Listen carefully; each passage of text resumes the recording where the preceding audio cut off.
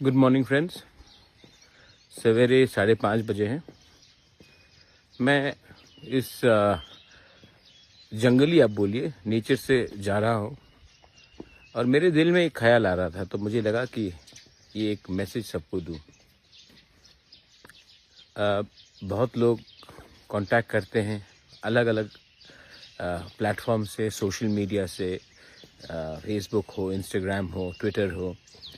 बहुत लोग directly phone करते हैं, लेकिन मैंने एक चीज़ नोटिस किया कि हमने जब भी रिस्पॉन्ड किया है तो 90% लोग जिन्होंने फ़ोन या रीच आउट किया, उनके पास प्रॉब्लम्स लगभग वही था।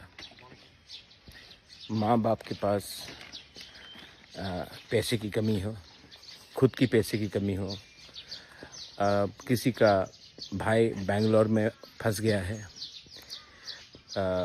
Financial problems. बहुत लोगों ने फ़ोन भी किया है कि हमें नौकरी दिलवा दो।